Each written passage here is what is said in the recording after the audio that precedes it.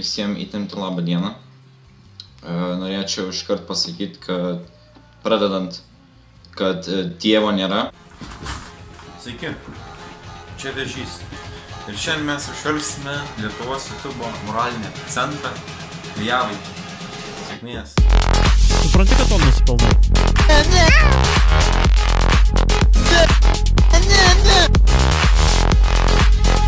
Mes eisime žaisti.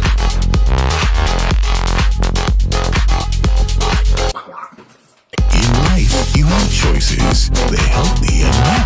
And sometimes it's tricky to choose what you ought. So if you are wondering what makes you ill, it's easy to know because everything will.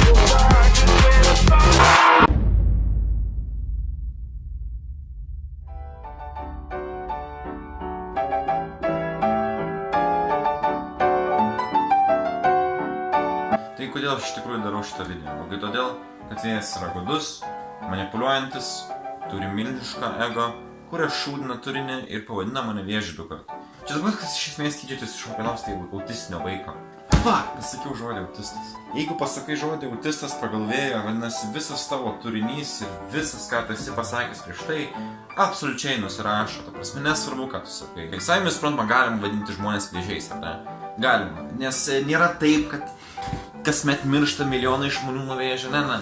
Nes kad aš sakau kažką tai offensive, tojo kaip autizmas, yra jau labai negerai ir jį reikia užmutinti iš karto, bet kad aš galiu sakyti vėžys, ar ne, aš turiu tokią teisę, nes aš esu lyderis. Nuomonė apie margariną. Tai taka panda, tu gauni baną iškart, nes, durnas klausimas, ką aš manau apie margariną.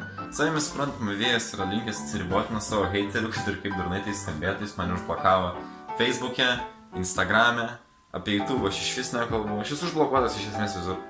Jis yra antiek susireikšminęs, kad jokie kritikai jam negali prilipti, kad kada Rokas kalautina jį dėl to, kad mane išmetė iš Lietuvos YouTuberių grupės, dėl to, kad aš ten...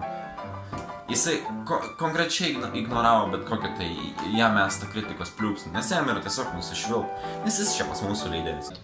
Aš manau, kad tokius žmonės mes kaip visuomenė, mes, manau, turėtume atsikratyti jų iš viso. Vėjo ego yra antiek didelis, kad aš nenustepčiau, jog jis bandytų reportinti šitą video ir jisai dingtų. Taip, kad jeigu jis dings, jūs žinot kodėl. Jis visiškai nemoka priimti kritikos ir jis dėl kažkokios nepaaiškinamos priežasties jaučiasi viršesnis už visus. Šlovė Vėjavo Kehatai. Ar kam nors įdomu, kodėl Vėjavo jis nebekelia į savo pagrindinį kanalą? Ogi todėl, kad jis pardavė savo sielą publikai. Savim suprantant, tai yra niekam neįdomu, išskyrus tiem 5 vaikam Vėjo fanai. Prieš keletą mėnesių aš dariau video apie Griuksę ir jos hype drop turinį, kur teigiau, kad jos turinys yra nepakankamai geras dėl to, kad neįdeda į jį darbą. Tačiau jinai ištrynė hype drop video ir paskambino man ir paaiškino, kad farus nėra taip lengva padaryti, kaip man atrodo. Ir dėl to aš ištryniau tą video. Bet aiškiai čia yra viskas kitaip, todėl kad Vėjo kontentas yra tiesiog 20 minučių gameplayus, kuris yra visiškai neoriginalus, nuobodus, nefainas, nėra nieko ten, aišku, susirenka followers Instagramą ir kitur, kad galėtų daryti savo fucking pilį. Originalumo čia yra nulis, jau nekalbu apie patį faktą, kad tu bandai pereiti tą patį žaidimą jau 3 metus, kas yra dar didesnis absurdas. Ir aš žinau, ką Vėjas pasakys, suprantat, jis pasakys kažką panašaus į... Nu tai ir koks skirtumas, man tai gerai, mane tai žiūri, man tai nesvarbu, man tai svarbu tik tais šitą Beatričę. Jeigu mes kalbam apie Vėjo kontentą, tai jį užtrunka padaryti max 2 valandas. Max. Aš nuoširdžiai nesuprantu, kodėl žmonės 3 metus žiūri tą pačią žaidimo gameplayus. Tai galbūt Vėjas pats mums paaiškins, kodėl jį žiūri. Kabliukas, kas verčia žiūrėti, pavyzdžiui? Nežinau, turbūt dėl to, kad gražus esu. I'm Michael Jordan. Stop it. Get some help. Ne, Vėjavai tave tikrai žiūri ne dėl tavo išvaizdos, neįsižeis. Tave žiūri dėl to, kad jie visi vaikai. Ir paprastai, kaip pasakau, kad kito YouTuberio auditorija yra vaikai, mes nueinam ir paskaitom jo komentarus, bet mes neskaitysim jo komentarų. Nueikim geriau, paskaitykim tų komentarų, kurie yra po šito video. Ir mes suprasim. Svarbu suprasti, kad aš bent jau asmeniškai nurašau bet kokį tai turinį kylantį iš bandymo pasipelnyti. Toks turinys, kada tu pats nejaut tam aistros ir tau tiesiog yra sumokami pinigai, kad tu darytum turinį, niekada nebus geras by default. Ir savime suprantama klausite, tai ką vėjas veikia, jeigu jis įkelia kas mėnesį šūdus gameplayus ir nieko daugiau nedaro? Na tai jis į tos pačius gameplayus, ta prasme, tą pačią sistemą jis kelia ir pildyk. Ir net ten kontentas yra nuobodus ir absoliučiai šūdnas dėl to, kad vėjas visiškai nesupranta, kas yra originalumas, nei jam tas aplamai rūpi. Iš esmės žiūrėti vėjo gameplayus yra tas pats, kas žiūrėti 5 valandas compilationą kaip džiūvo dažai. Taip, jisai kelia vlogus, bet taipogi visi yra ne tai, kad ten sponsorinti, kur ten pakalbi 15 sekundžių apie tam tikrą, ten, nežinau. Ten jisai valgo ledus, nueina pasivažinėti su mašina, valgo ledus, nueina paplaukė su jachtą. Čia ne jis tai sugalvojo, jam tai yra padaryti pasiūloma. Vadinasi, jokio kūrybinio peno jisai neįdeda. Nu ir kas? Man pinigai ir ką? Ir va. Būti self-aware, nepridedant nieko naujo prie to, yra tiesiog retarded. Ir ką? Lengvai? Nežinau, apie ką jūs šnekat.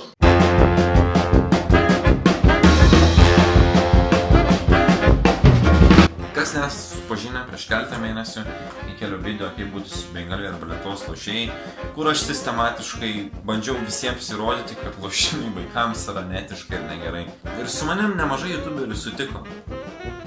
Išskyrus vėją.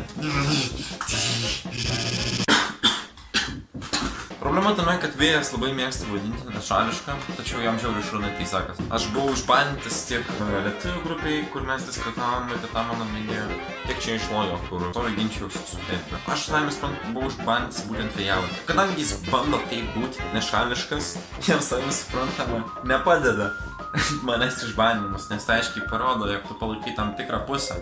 Ypač, kad aš nedarau jokių nesąmonių. Vėliau jis parašė, kad tai buvo gaisro gesinimas.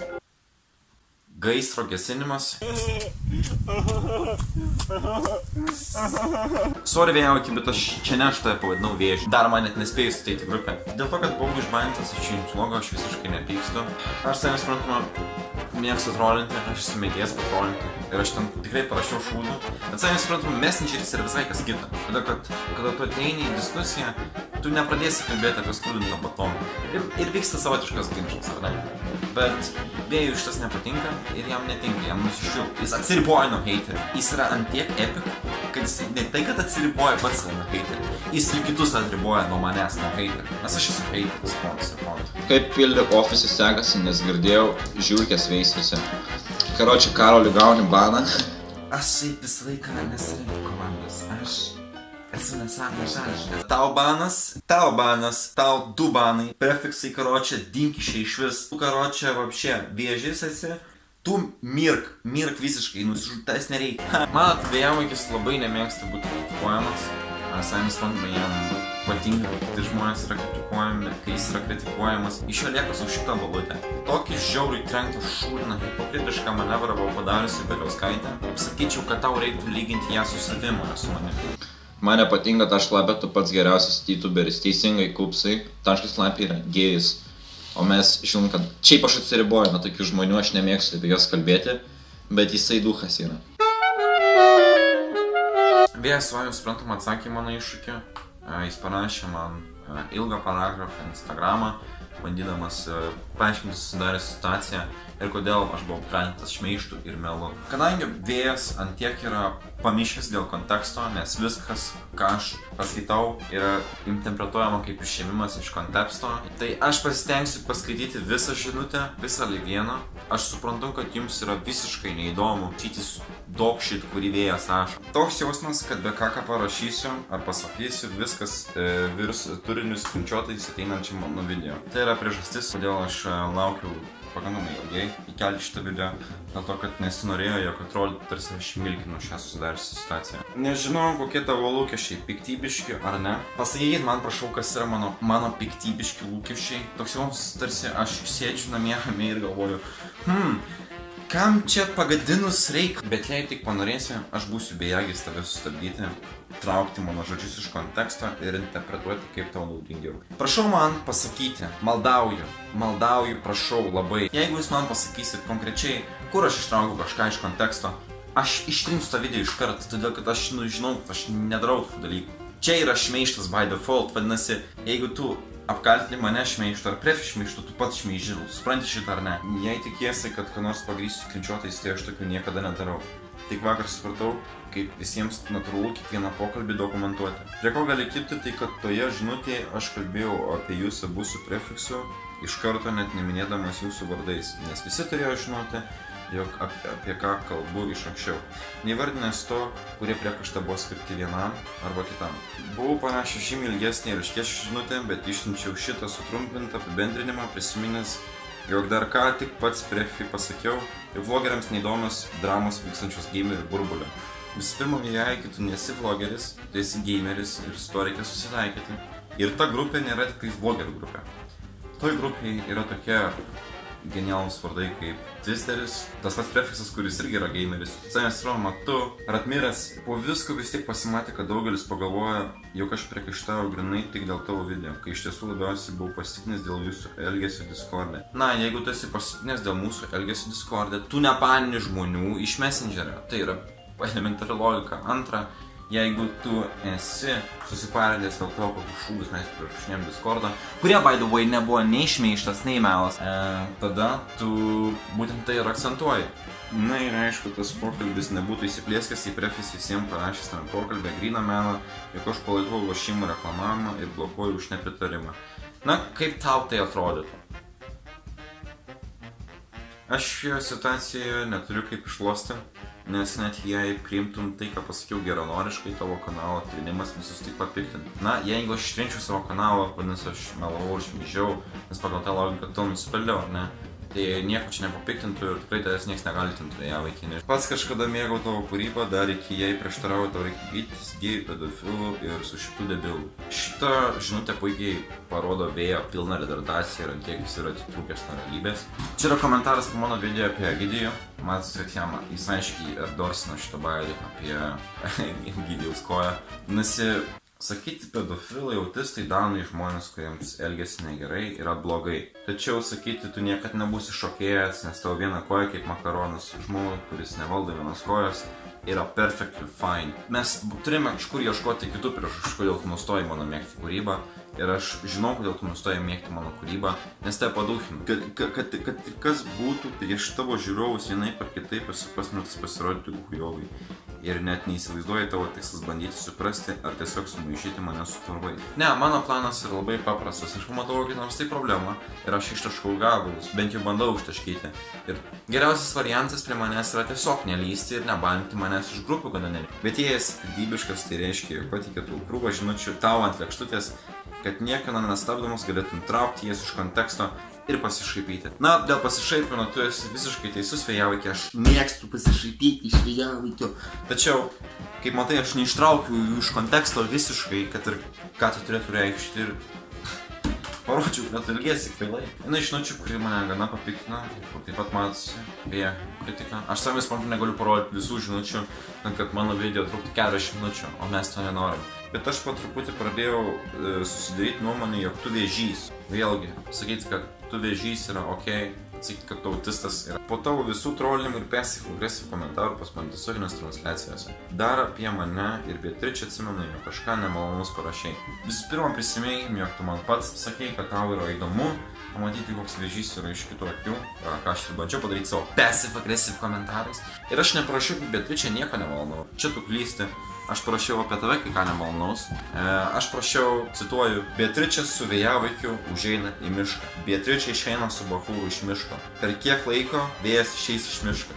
Tu esi tas žmogus, kuris tiesioginės transliacijose nuolat giriasi, jog turi storą odą ir kad jam jokie komentarai visiškai jo nejaudina. Tačiau dėl tokio komentaro tu ant tiek esi išbalansuotas. Nes ką aš tu noriu pasakyti, kad tu esi žiauriai insecure dėl to, kad tave Beatričė friendzonina jau porą metų. Ir čia aš esu visiškai nieko dėtas. Po to Discordas, tada jungimas į kitų CC. Savime suprantama, jeigu mane išbanins iš Discordo ir kadangi aš turiu padaryti research, kad video būtų normalus, kadangi aš stengiuosi daryti su research, kad neteitų Edvis nesakytų 80% pasakei neteisingai. Dėl to aš savime suprantama susikursiu kitus accountus, kad pasimti įrodymus. Etikos klausimus nagrinėjimą per video, kur kitus gėjus ir autistas išvadina. Taip, aš šitas jau girdėjęs jau ne vieną kartą, jau man sakė daugybė žmonių. Ir aš supasukin video, aš nagrinėjau etikos klausimus, vadinti kitus žmonės autistais, gėjais yra nelabai teisingai. Tačiau, pravardžiavimas nenurašo visiškai mano pointų, kurias pasakiau tam video. Jie visiškai dėl to nesikeičia. Ir mano stream ištraukos klaidinančiame kontekste panaudojimas asocijuojant mane su lošimų svetainėmis. Na, šitą tiesiog prikūrei, kaip tau primtina. Aš niekad nesacijavau tavęs su lošimų svetainėm. Aš įdėjau tą klipą tenais, kad pailiustruoti, jog buvau išbandytas būtent tavęs. Ir aš buvau išbandytas. Ir tai parodžiau tavo tuo klipu. Nesuprantu, kur yra problema. Pasirodė, jog vaikų likimas tau buvo paskutinėje vietoje, o pirmoje tiesiog sumaišyti visus ir pristatyti po ranka su purvais ir padaryti max žalos. Na, jeigu aš norėčiau padaryti max žalos, aš daryčiau tokius video kiekvieną kartą. Tau atrodo, kad visi turi kažkokį tai slaptą motyvą. Vieni nori pinigų, kiti nori garbės. Man šito šūdo nereikia. Aš, ta prasme, man subai, ta prasme, kyla ne taip smarkiai, tikrai. Ta prasme, aš supratau, kad tokie stumimai man tikrai net nešlovės. Aš tai darau vien dėl to, kad man tai patinka, dėl to, kad man tai yra sportas. Bet ne todėl, kad sumaišyti kažką su purvais, tai yra absurdas. Ta prasme, aš nesu sociopatas. Galų gale tai tik dar keli pavyzdžiai, aiškiai mėtaisi, nes nesupranti, ką tu šneki, nes bent vieną kartą tau kažkas pasipriešina ir nelina tau išikna. Pristatau jums naują būdą, kaip išvengti kritikos ir daryti nesąmones. Pirmas žingsnis, jūs pasakote kokią nors nesąmonę, kaip aš visiškai atsiriboju nuo dramų. Antras žingsnis, padarot kokią nors nesąmonę, išvadinat žmonės, kurie nieko bendro su jumis neturi, išvadinat juos vėžiais, duchais arba išmetat juos iš grupės. Ir tada trečias žingsnis, jūs pasakot, kad jūs nesat kompetentingas to daryti ir negalite to daryti. Tai va, ruošiau Beatričę, rytoj eisime į pasimatymą, eisime į pirotechnikos muziejų.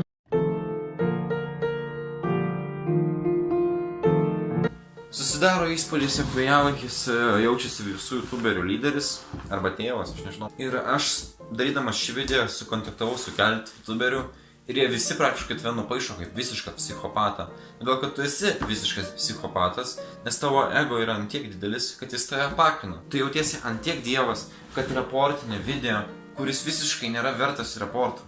Ta prasme, tau patinka stebėti, kaip kiti žmonės, ta prasme, kaip kitiems žmonėms nesiseka. Tu turi audacity sakyti visiems, kad jie nebendrautų su meškiu. Tarsi, jeigu tu nori atsiriboti nuo dramų, gerai, atsiribok nuo dramų. Tarsi, nelys niekur, ten sėdėk savo pildyk ofise ir valgyk čipsus kiekvieną dieną. Seniukas, tu vėluoji su kritika. Jeigu kažką šūdno darai senai, tu nusipelnai už tai gauti šūdo, kad ir dabar. Vėjas dar mėgsta sakyti, kad aš pasikeičiau per tuos 2 metus.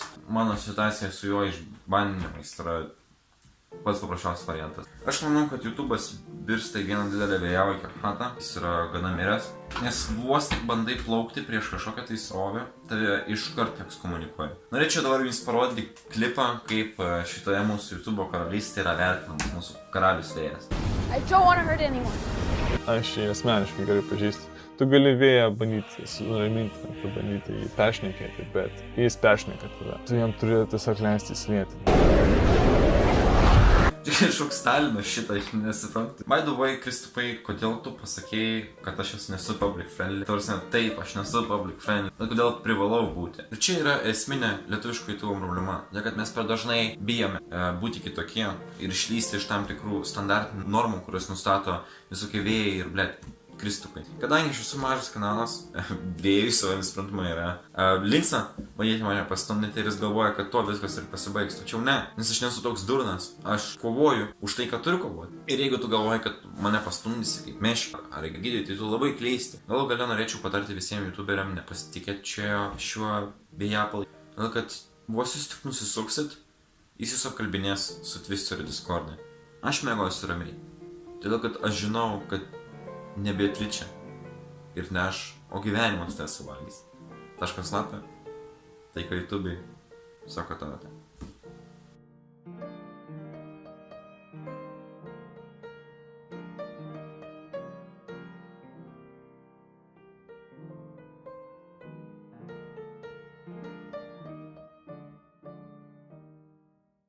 Vienintelė moteris, kuri mane užveda gyvenime, yra Beatričė.